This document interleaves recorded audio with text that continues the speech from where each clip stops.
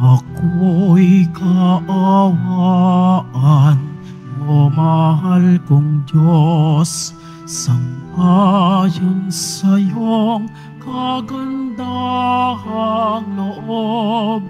Mga kasalanan ko'y iyong pawiin, ayon din sa iyong pag-ibig sa akin. Linisin mo sana ang aking karumhan at patawarin mo ang aking kasalanan.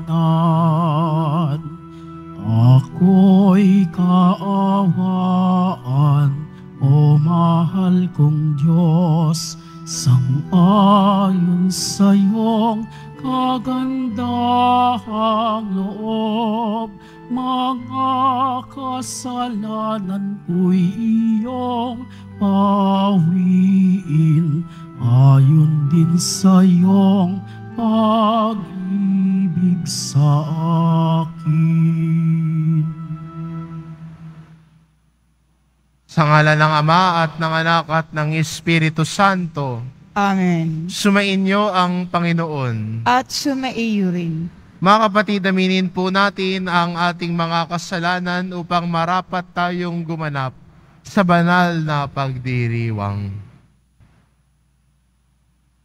Inaamin ko Sa makapangyarihan Diyos at sa inyo mga kapatid, na lubha akong nagkasala sa isip, sa salita at sa gawa, at sa aking pagkukulang.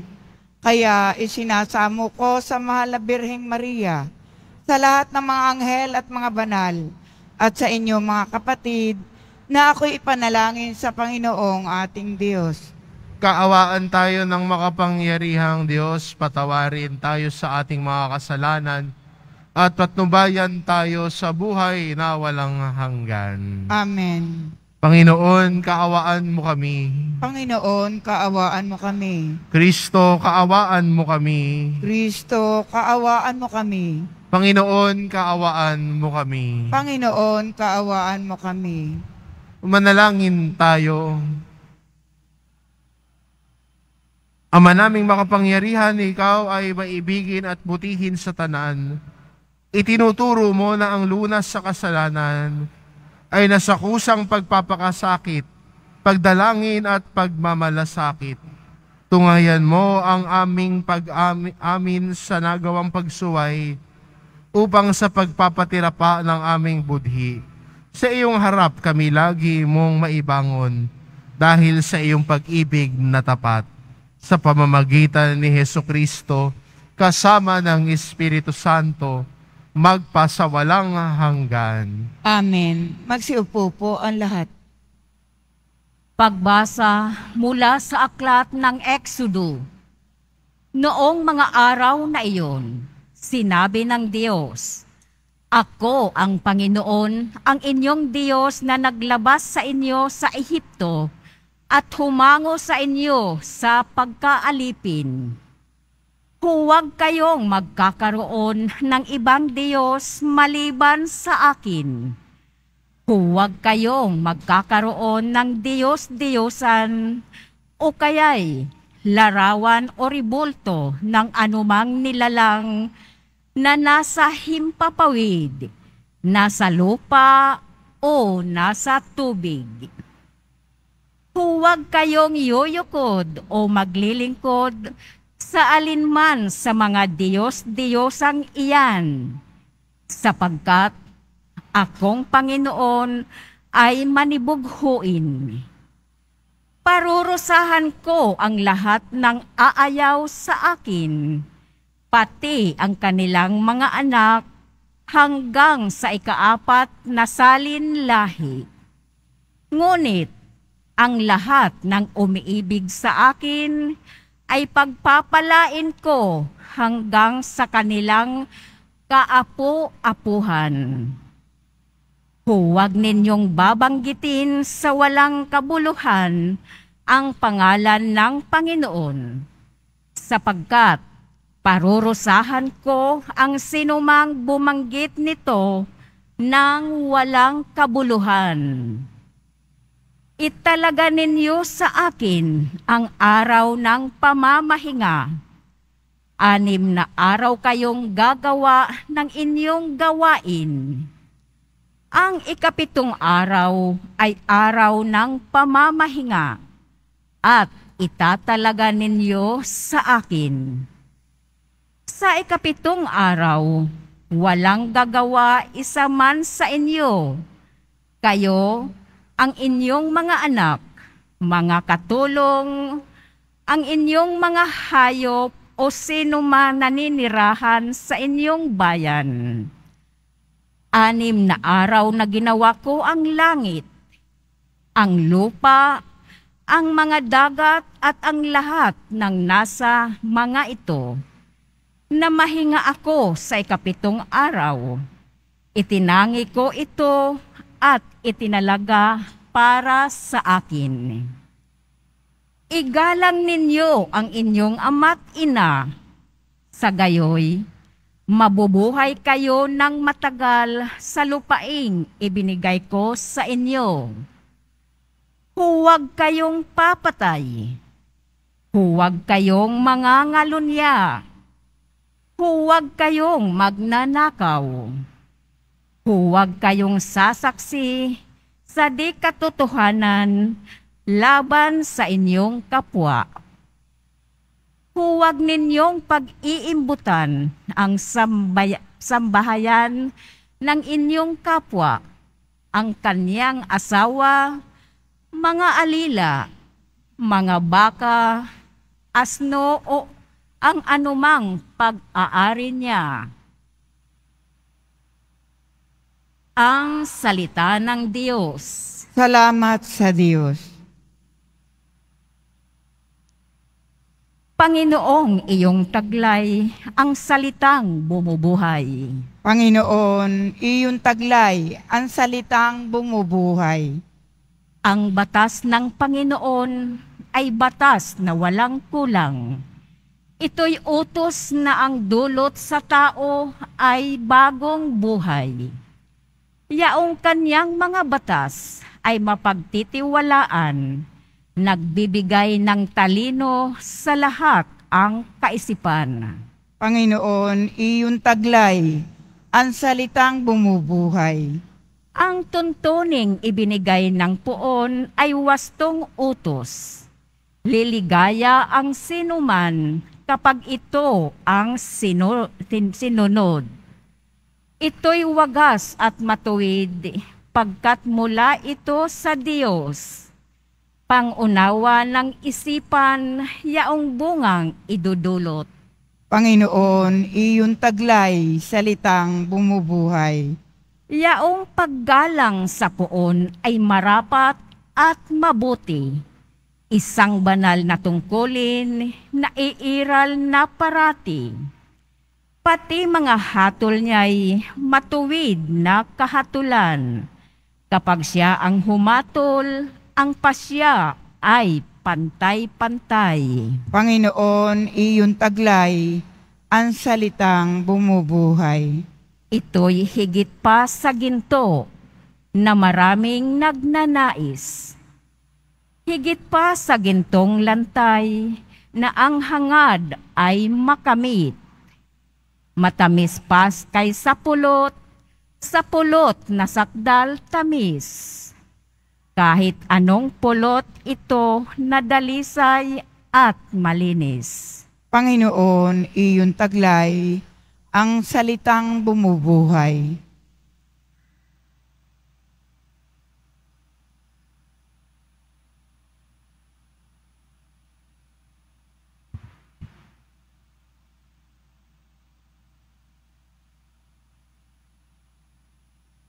Pagbasa mula sa unang sulat ni Apostol San Pablo sa mga taga-Korinto. Mga kapatid, ang mga Hudyo'y humihingi ng kababalaghan bilang katunayan. Karunungan naman ang hinahanap ng mga Griego. Ngunit, ang ipinangangaral namin, si Kristong ipinako sa krus, isang katitisuran sa mga Hudyo at kahangalan para sa mga Hintil. Subalit sa mga tinawag ng Diyos, maging Hudyo at Griego, si Kristo ang kapangyarihan at karunungan ng Diyos, sapagkat ang inaakala nilang kahangalan ng Diyos ay karunungan higit kaysa lahat ng karunungan ng tao. At ang inaakala namang kahinaan ng Diyos ay lakas na higit sa lahat ng kalakasan ng tao. Ang salita ng Diyos. Salamat sa Diyos. Magsitayo po ang lahat.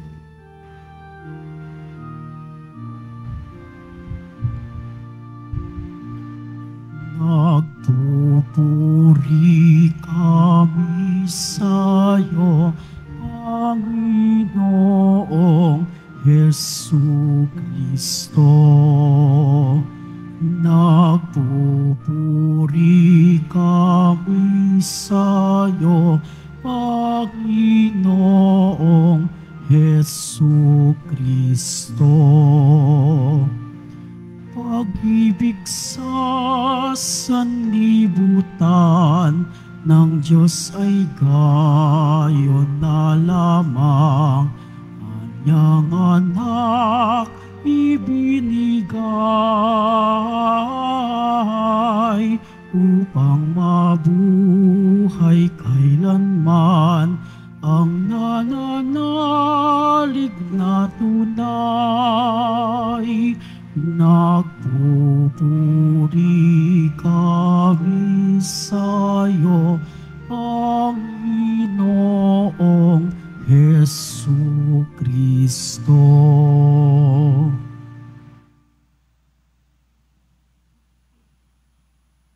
Sumainyo ang Panginoon At sumaiyo rin. ang mabuting balita ng Panginoon ayon kay San Juan. Papuri sa iyo, Panginoon.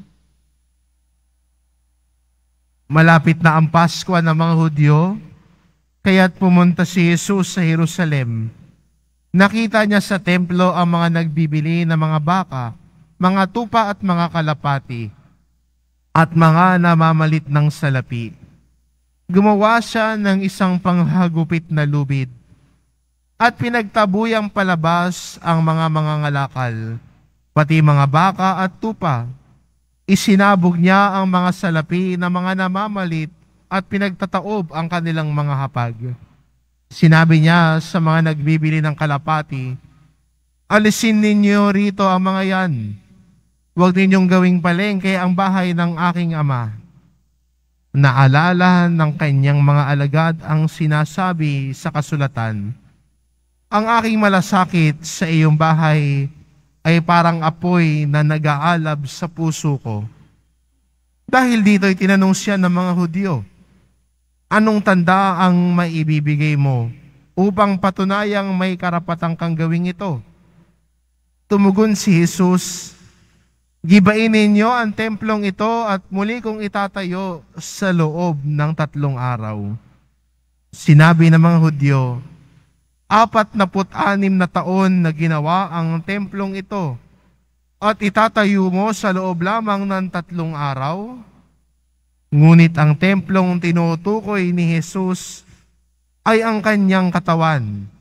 Kaya't nang siya'y muling mabuhay, naalala ng kanyang mga alagad na sinabi niya ito, at naniwala sila sa kasulatan at sa mga sinabi ni Jesus. Nang pista ng Paskwa, nasa Jerusalem si Jesus. Marami ang sumampalataya sa kanya nang makita nila ang mga kababalaghang ginawa niya. Subalit, hindi nagtiwala sa kanila si Jesus, sapagkat kilala nila silang lahat.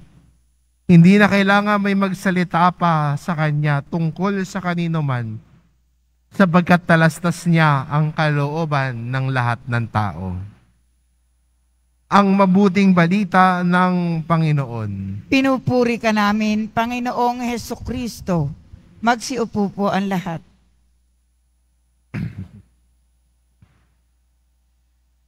Yung kwento sa Ebanghelyo natin ay pamilyar sa atin.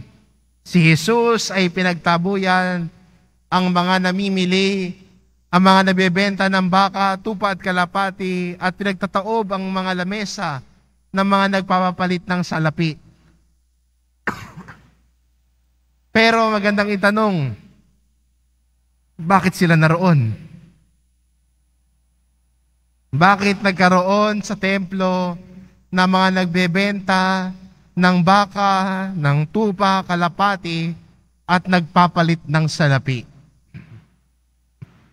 Ayon po sa mga mag-aaral ng salita ng Diyos, kaya daw may mga nagbebenta ng baka, tupa at kalapati ay for convenience.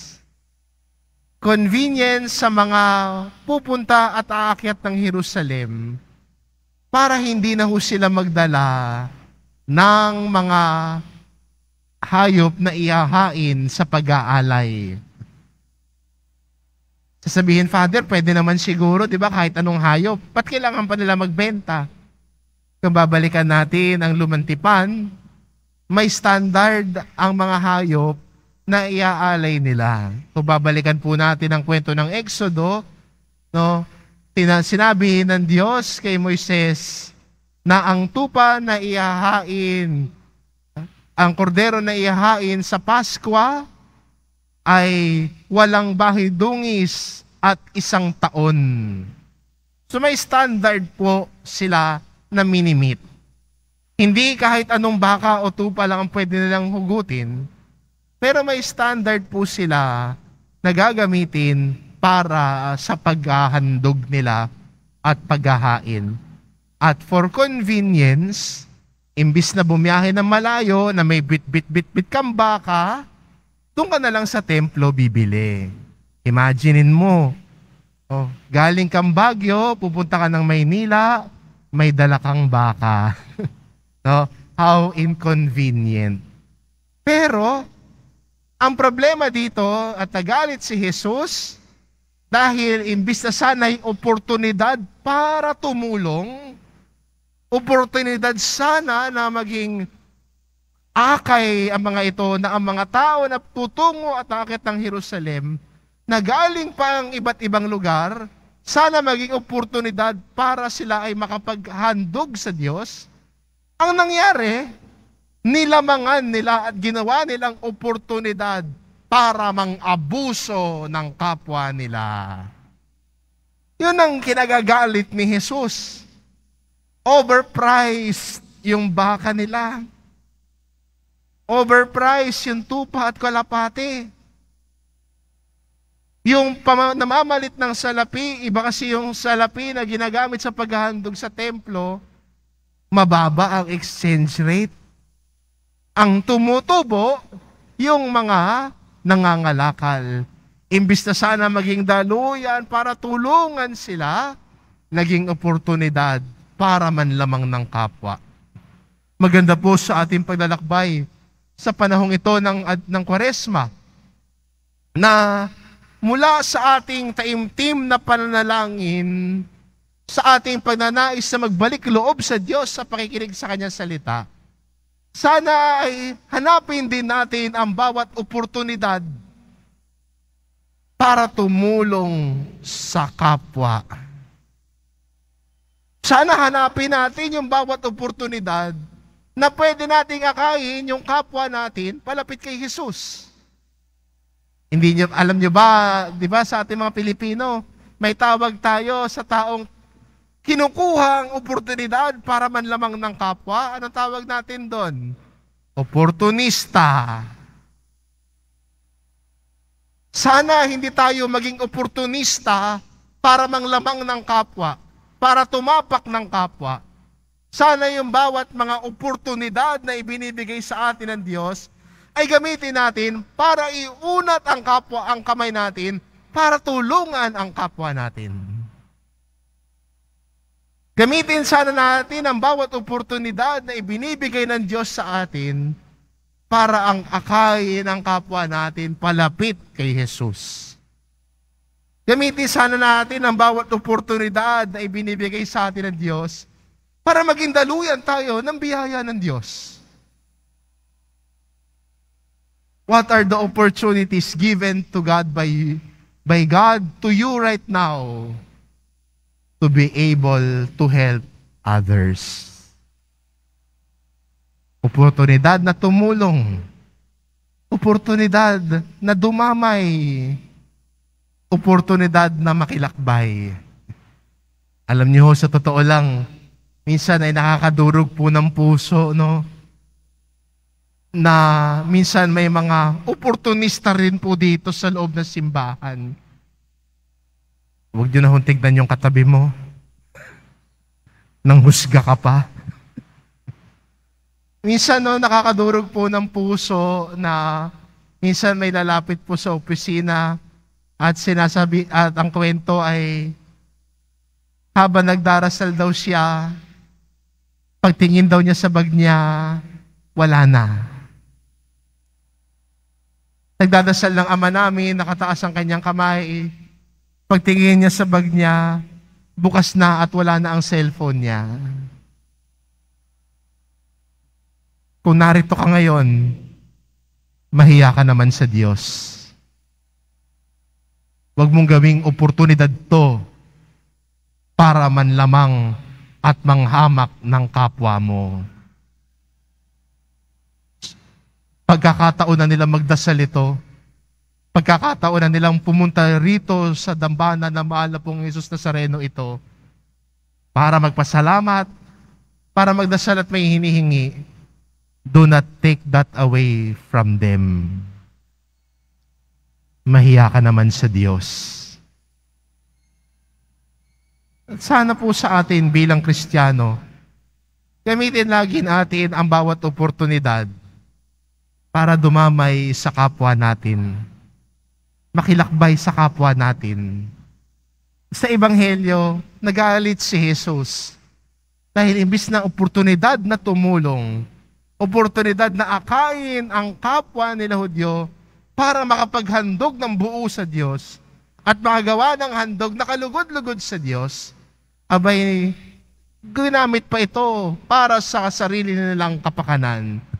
Sana tayo bilang Kristiyano, akayin din natin ang kapwa natin na ang bawat isa ay makapaghandog sa Diyos ng buong buo.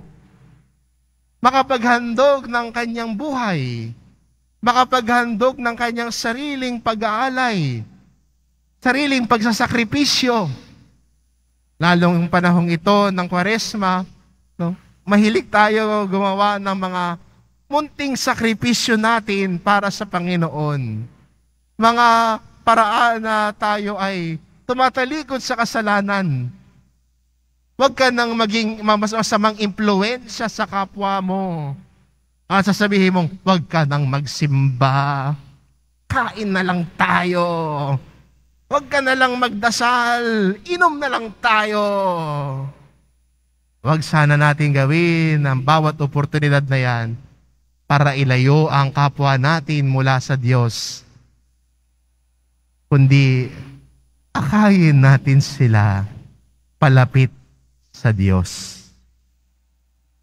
Akayin natin sila na makapaghandog ng buo sa Diyos. Makapagdasal, makalapit kay Jesus. Huwag nating harangan, huwag nating hadlangan. Kaya magandang hamon sa atin, sa ating ebanghelyo ngayon, na ang kinagalit ni Jesus, yung mga oportunista sa templo. Pero ang tinuturo sa atin ni Jesus, hanapin ang bawat oportunidad, gamitin ang bawat oportunidad na ang kapwa ay akayin para makapaghandog sa Diyos. Amen.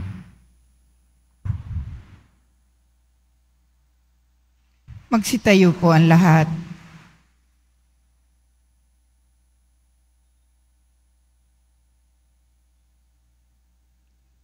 Sumasampalataya ako Sa Diyos, amang makapangyarihan sa lahat, na may gawa ng langit at lupa. Sumasampalataya ako kay Jesucristo, iisang anak ng Diyos, Panginoon nating lahat. Nagkatawan tao siya, lalang ng Espiritu Santo, ipinanganak ni Santa Mariang Birhen. Pinagpakasakit ni Poncio Pilato, ipinako sa krus, namatay, inilibing. Nanaog sa kinaroroonan ng mga yumao. Nang may ikatlong araw na buhay na maguli, umakyat sa langit. Naluluklok sa kanan ng Diyos amang makapangyarihan sa lahat. Doon magmumulang paririto at huhukom sa nangabubuhay at nangamatay na tao. Sumasampalataya naman ako sa Diyos Espiritu Santo, sa banal na simbahang Katolika, sa kasamahan ng mga banal, sa kapatawaran ng mga kasalanan, sa pagkabuhay na maguli ng namatay na tao, at sa buhay na walang hanggan. Amen. Mga kapatid, manalangin tayo sa dakilang Ama upang makapag-alay tayo sa Kanya ng dalisay na pagsamba. Sa bawat kahilingan, sabihin natin, Panginoon, dinggin mo ang iyong bayan. Panginoon, dinggin mo ang iyong bayan. Makita nawa namin ang aming kapwa bilang bahagi ng katawan ni Kristo, na ang karapatan at kapayapaan, ang kapakanan ay makailangang igalang at ipagtanggol. Manalangin tayo. Panginoon, dinggin mo ang iyong bayan. Magtulungan nawa ang mga pinuno ng simbahan at pamahalaan tungo sa pagpapaunlad ng buhay ng bawat mamamayan, lalo na ng mga maliliit sa lipunan. Manalangin tayo. Panginoon, dinggin mo ang iyong bayan. Isa puso nawa namin ang 10 utos ng Diyos at ang pagtupad namin sa mga ito ay maging tanda nawa ng aming pag-ibig at pananalig sa Kanya. Manalangin tayo. Panginoon, dinggin mo ang iyong bayan. Pahalagahan nawa namin ang aming mga katawan bilang templo ng Espiritu Santo at talikdan ang mga gawaing mahalay, marahas at nakapipinsala sa aming pagkatao at sa aming kapwa. Manalangin tayo. Panginoon, dinggin mo ang iyong bayan. Makatagpo nawa sa Diyos ang mga may kapansanan, ang mga naghihingalo at ang mga makasalanan ng ginhawa ng kapanatagan ng buhay na walang hanggan. Manalangin tayo. Panginoon, dinggin mo ang iyong bayan. Ama, dalisayin mo ang aming mga puso. Tulungan mo kaming mahalin ka at paglingkuran ng buong katapatan. Hinihiling namin ito sa ngalan ni Kristong aming Panginoon. Amen. Magsiupo po ang lahat.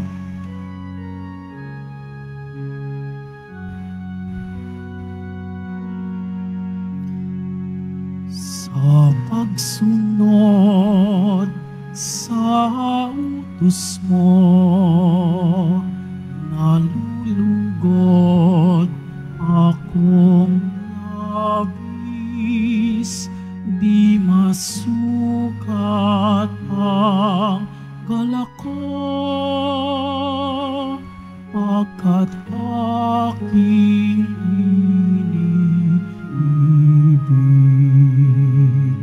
Sa'yo, Ama, aming handog ang tinapay at alak na ito, handog ng iyong bayang sumasamo, humihingi ng patawad mo. Magsitayo po ang lahat. Manalangin kayo mga kapatid upang ang paghahain natin ay kalugdan ng Diyos amang makapangyarihan. Tanggapin nawa ng Panginoon itong paghahain sa iyong mga kamay, sa kapurihan niya at karangalan, sa ating kapakinabangan at sa buong sambayanan niyang banal.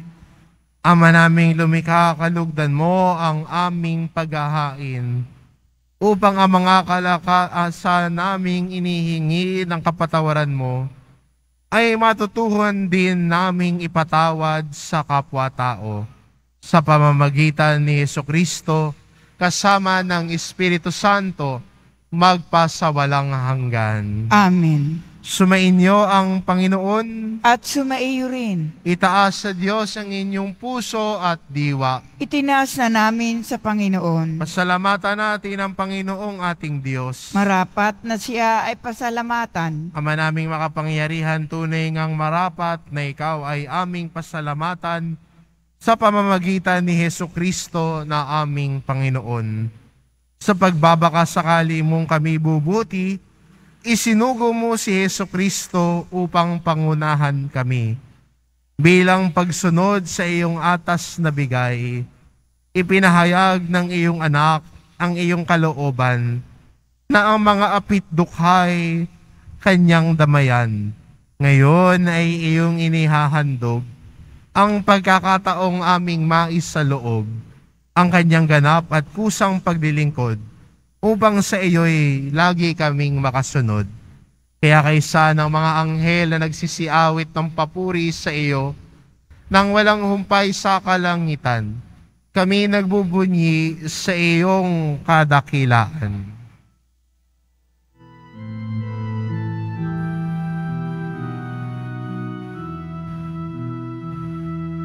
Santo, Santo, Santong Panginoong Diyos ng mga hukbo, napupuno ang langit at lupa ng kadakilaan mo. Hosana sa kaitaasan, pinagpala ang naparirito sa ngalan ng Panginoon. Hosana sa kaitaasan.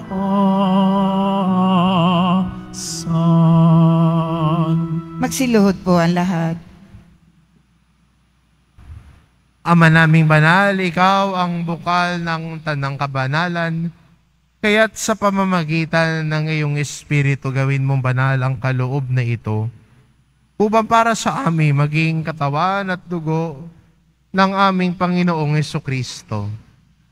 Bago niya pinagtiisang kusang loob na maging handog, hinawakan niya ang tinapay, pinasalamatan kanya.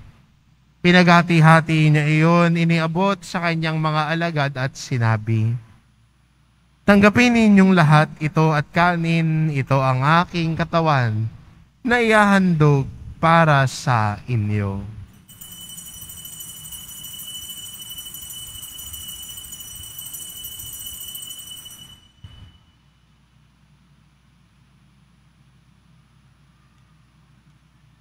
Gayun din naman na matapos ang hapunan, hinawakan niya ang kalis. Muli kanyang pinasalamatan. Iniabot niya ang kalis sa kanyang mga alagad at sinabi, "Tanggapin ninyong lahat ito at inumin ito ang kalis ng aking dugo, ng bago at walang hanggang tipan. Ang aking dugo na ibubuhos para sa inyo at para sa lahat, sa ikapagpapatawad ng mga kasalanan. Gawin ninyo ito sa pag-alala sa akin."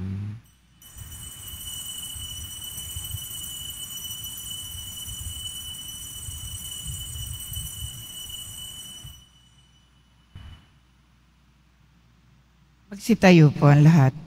Ipagbunyi natin ang misteryo ng pananampalataya. Si Kristo'y namatay, si Kristo'y nabuhay, si Kristo'y babalik sa wakas ng panahon. Ama, ginagawa namin ngayon ang pag-alala sa pagkamatay at muling pagkabuhay ng iyong anak.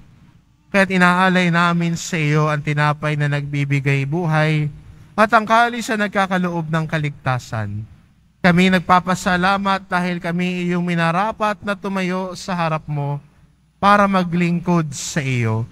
Isinasamo namin kaming magsasalo-salo sa katawan at dugo ni Kristo ay mabuklod sa pagkakaisa sa pamamagitan ng Espiritu Santo. Ama, lingapin mo ang iyong simbahang laganap sa buong daigdig. Puspusin mo kami sa pag-ibig, kaisa ni Francisco na aming Papa at ni Jose na aming Obispo at ng Tanang Kaparian. Alalahanin mo rin ang mga kapatid naming nahimlay na may pag-asang sila'y muling mabubuhay, gayon din ang lahat ng mga pumanaw. Kaawaan mo sila at patuloyin sa iyong kaliwanagan. Kaawaan mo at pagindapatin kaming lahat na makasalo sa iyong buhay na walang wakas. Kaisa na mahal na Birheng Maria na Ina ng Diyos, ng kabiyak ng puso niyang si San Jose, kaisa ng mga apostol at ng lahat ng mga banal na namuhay dito sa daigdig ng kalugod-lugod sa iyo, maipagdiwang nawa namin ang pagpupuri sa ikararangal mo sa pamamagitan ng iyong anak na aming Panginoong Hesu Kristo. Sa pamamagitan ni Kristo kasama niya at sa Kanya, ang lahat ng parangal at papuri ay sa iyo, Diyos amang makapangyarihan, kasama ng Espiritu Santo, magpasawalang hanggan.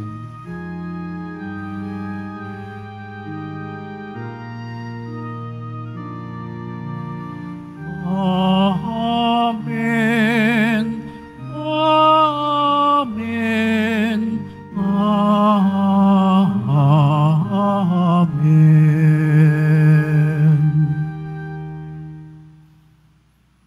Sa tagubilin ng mga nakagagaling na utos at turo ni Jesus na Panginoon natin at Diyos, ipahayag po natin ng lakas loob.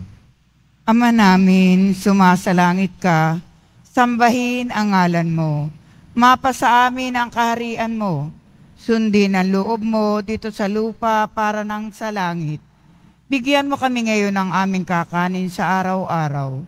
At patawarin mo kami sa aming mga sala para ng pagpapatawad namin sa nagkakasala sa amin. At huwag mo kaming ipahintulot sa tukso at iadya mo kami sa lahat ng masama. Hinihiling namin kami adya sa lahat ng masama pagkalooban ng kapayapaan araw-araw, iligtas sa kasalanan at ilayo sa lahat ng kapahamakan. Samantalang aming pinananabikan ang dakilang araw ng pagpapahayag ng tagapagligtas naming si Hesu Kristo. Sapagkat iyo ang kaharian at ang kapangyarihan at ang kapurihan magpakailanman. Amen.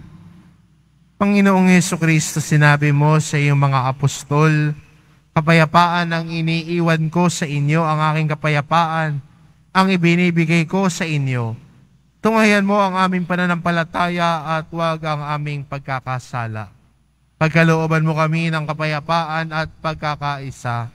Ayon sa iyong kalooban kasama ng Espiritu Santo, magpasawalang hanggan. Amen. Ang kapayapaan ng Panginoon ay laging sumainyo. At sumaiyo rin. Magbigayan kayo ng kapayapaan sa isa't isa.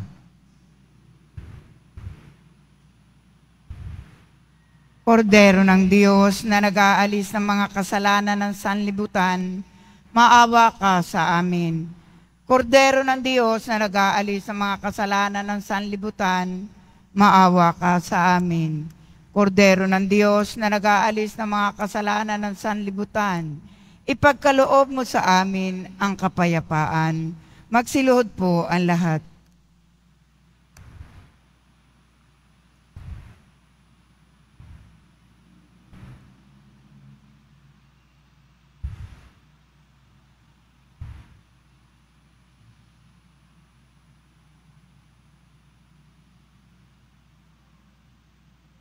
Ito ang kordero ng Diyos, ito nag-aalis ng kasalanan ng sanlibutan.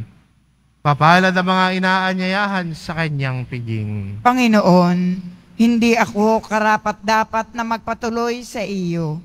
Ngunit sa isang salita mo lamang ay gagaling na ako.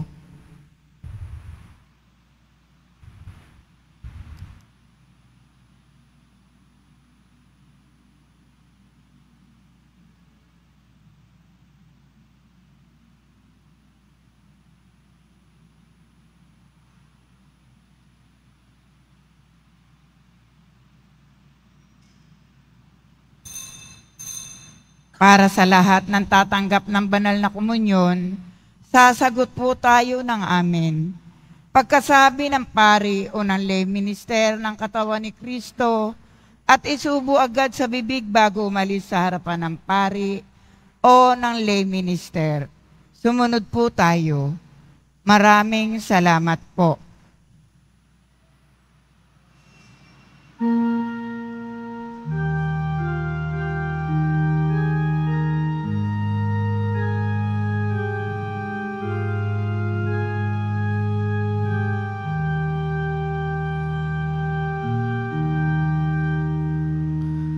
Sa tuwing ika'y namamalas, o aking Jesus,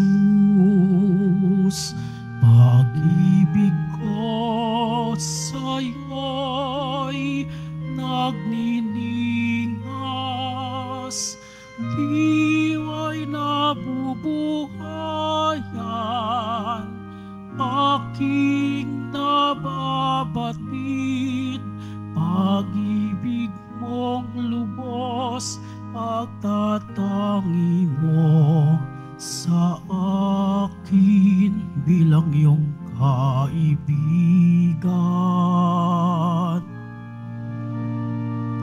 Bagamat kapisan dito ang iyong panawagan, nalimutin ang sarili mong layang, magdusayaring sakit, anong tamis o kay gaan, pagkat ito'y landas tungo sa iyong kaharian. O Jesus kong minamahal, pagkain ka't inumin ng napapagal, pagdurusama ng iyong kalis, kapanatilihan may kubli. Ang aking nais, makapiling ka sa bawat saglit. Sa gitna ng hirap mayroong kapanatagan, tangan kung dusa at hilahil, lubos na napaparang, pagkat ito'y kaparaanan na nag-uugnay sa atin na kapwa nag-iibigan. O Jesus kong minamahal, pagkain ka't inumin ng napapagal, pagdurusama ng iyong kalis, kapanatilihan may kubli. Ang aking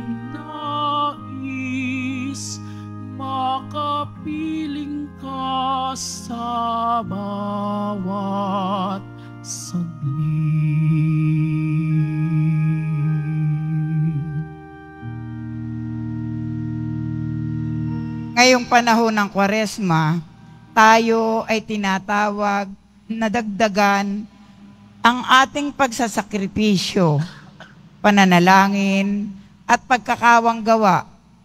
Kaugnay nito, magkakaroon po tayo ng second collection para sa pundo ng alay kapwa.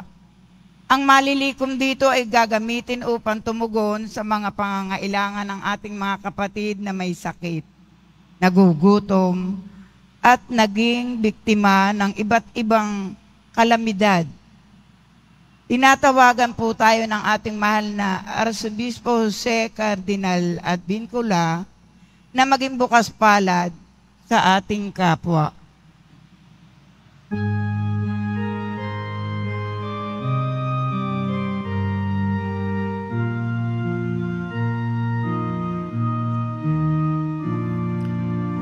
Walang sinuman ang mabubuhay para sa sarili lamang. Walang sinuman ang namamatay para sa sarili lamang. Tayong lahat ay may pananagutan sa isa't isa. Tayong lahat ay tinipon ng Diyos na kapiling niya. Ang lahat po ay inaanyayahan, lalo na po ang ating mga ministry, mandated organization, HDN at iba pang grupo o samahan ng ating simbahan sa ating ika-4 at huling Lenten Recollection sa darating na March 5, 2024, Martes.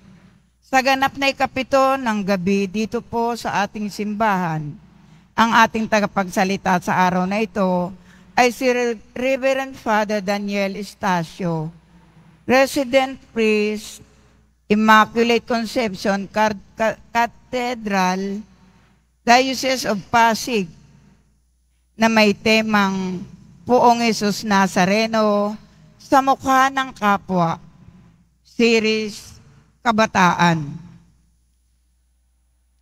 Inihahandog po ng simbahan ng Quiapo ang Nazareno Medallion. Ito po ay nagkakahalaga ng 20 pesos at mabibili sa ating Parish Finance Office. Ang Nazareno Medallion tuwing Biyernes at Linggo ay mabibili rin sa mga booth o tent na sa may BPI Quezon Boulevard at sa Benedict Building, ground floor, Evangelista Street, mula sa alas 7 ng umaga hanggang alas 6 ng gabi. Mabibili rin po ang ating opisyal na imahe ng Jesus Nazareno. Ang large size ay nagkakahalaga ng 2,500 pesos, ang medium size ay 1,000 pesos, at ang small size ay 600 pesos. Ang mga ito po ay mabibili lamang sa ating Parish Finance Office. Ang mga oras po sa ating Finance Office tuwing Lunes hanggang Huwebes at Sabado ay alas 8 ng umaga hanggang alas 6:45 ng hapon. Tuwing Biyernes at Linggo ay alas 7 ng umaga hanggang alas 6:45 ng gabi. Ang malilikom na pundo ay gagamitin sa pagpapaayos ng Adorasyon Chapel at Baptistry. Ang Nazarene Catholic School, ang paaralan po ng Basilica Minor at Pambansang Dambana ni Jesus Nazareno, ay tumatanggap ng mga mag-aaral mula sa preschool hanggang senior high school para sa school year 2024-2025.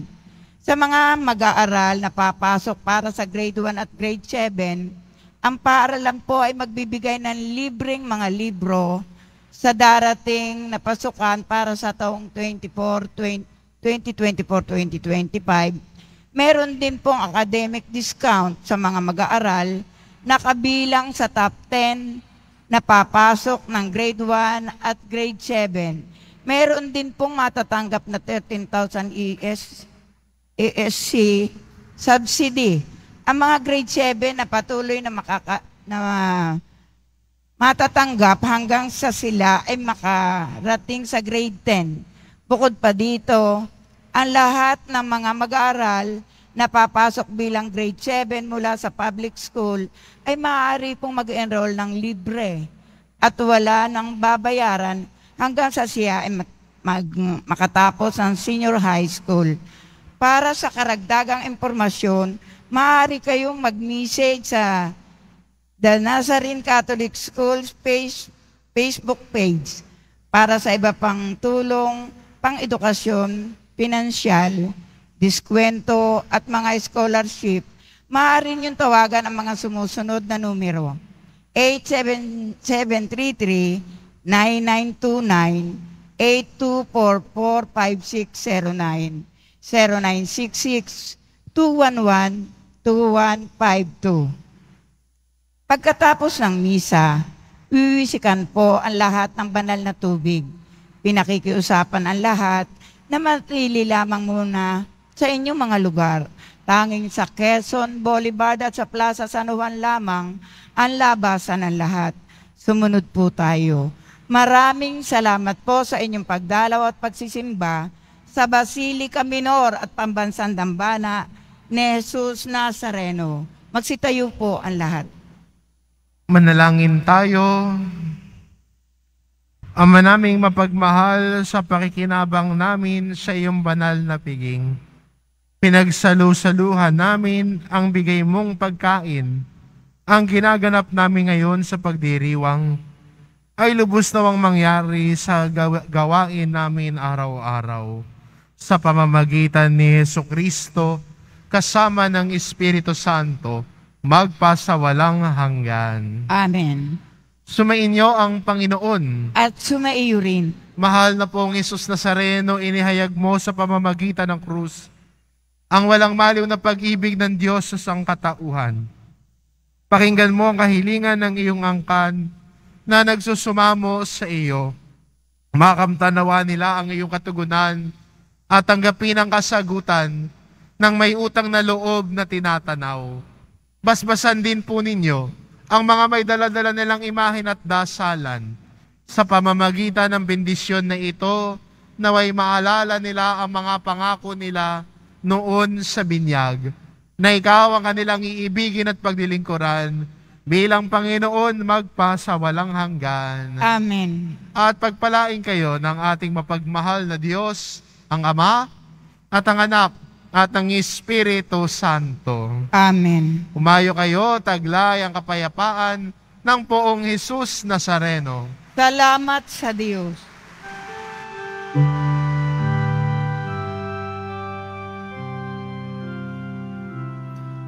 Nuestro Padre Jesus Nazareno, sinasamba ka namin, pinipintuho ka namin, aral mo ang aming buhay at kaligtasan. Nuestro Padre Jesus Nazareno, iligtas mo kami sa kasalanan. Ang krus mong kinamatayan ay sagisag ng aming kaligtasan. Nuestro Padre Jesus Nazareno, dinarangal ka namin.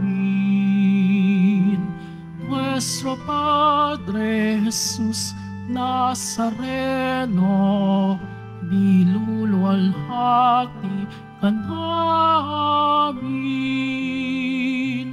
Nuestro Padre Jesus Nazareno, dinarangal ka namin.